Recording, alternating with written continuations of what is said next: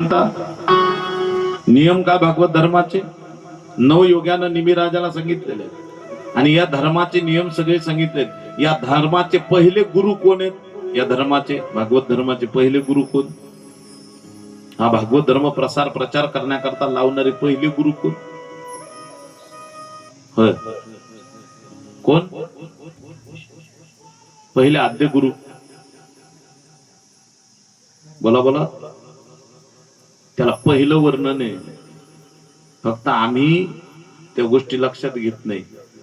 वारकरी संप्रदायामध्ये परंपरेचा अभंग आहे। आदिनाथ गुरु सकळ सिद्धांचा मचिंद्र तयाचा मुख्य शिष्य। आदिनाथ शिवशंकर हे सगळ्यात पहिले गुरु आहे आणि आदिनाथ शिवशंकरानं जगाला मांडलेला संप्रदाय त्याला भागवत संप्रदाय म्हटले।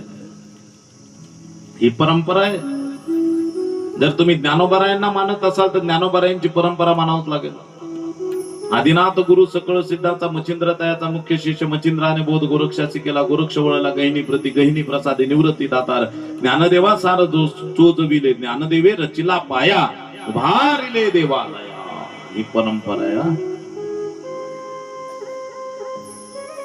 म्हणून परंपरा तोडू नका, परंपरा बाजूला टाकू नका। शिव आणि महादेव, शिव आणि भगवान विष्णू दोघं दोन नाही हे लक्षात ठेवा आणि त्या पद्धतीनं चालत जा।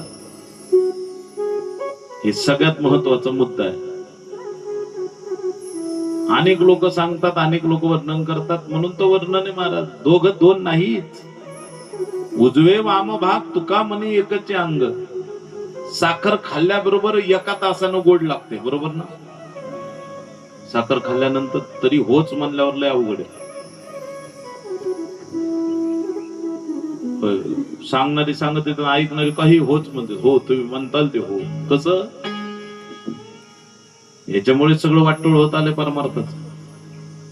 होला हो करायचं नाही, प्रश्न चिकित्सा करावी लागेल, विचारावं लागेल। प्रश्न काय? साखर खाल्ल्याबरोबर गोडी, साखर म्हणजेच गोडी हो। चंद्र चंद्राची प्रभा, अंग अंगाची सावली, दोन नाहीच आहे। एक माणूस कथेत आला आणि तीनदा मागे पाहायला लागला, असं तीनदा मागे पाहायला लागला।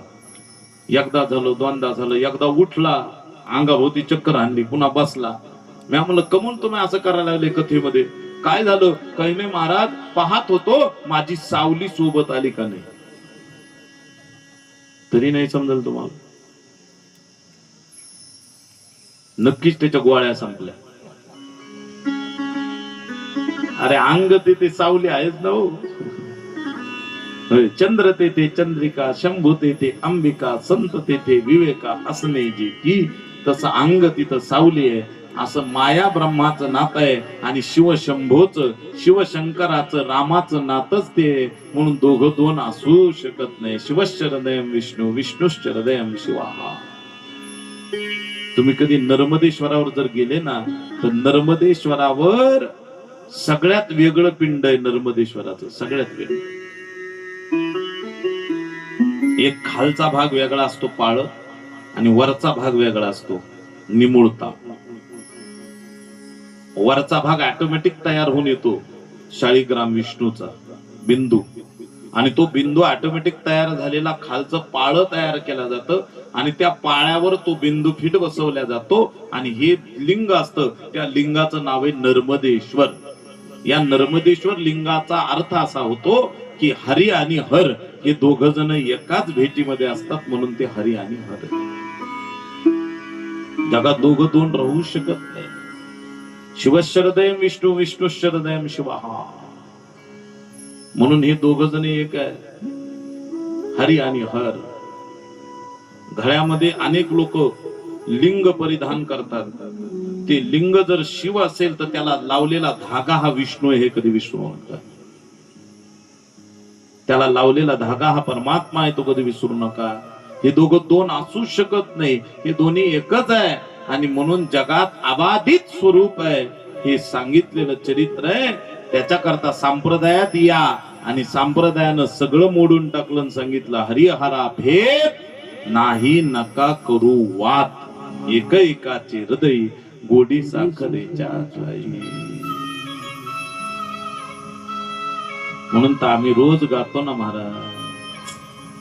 ओम नमः शिवाय, ओम नमः शिवाय, ओम नमः शिवाय, ओम नमः शिवाय, ओम नमः शिवाय, ओम नमः शिवाय, ओम नमः शिवाय, ओम नमः शिवाय, ओम नमः शिवाय.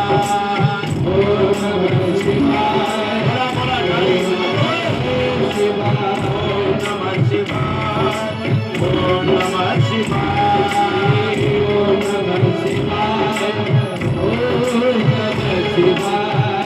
नमः शिवाय, ओम नमः शिवाय, ओम नमः शिवाय, ओम नमः शिवाय.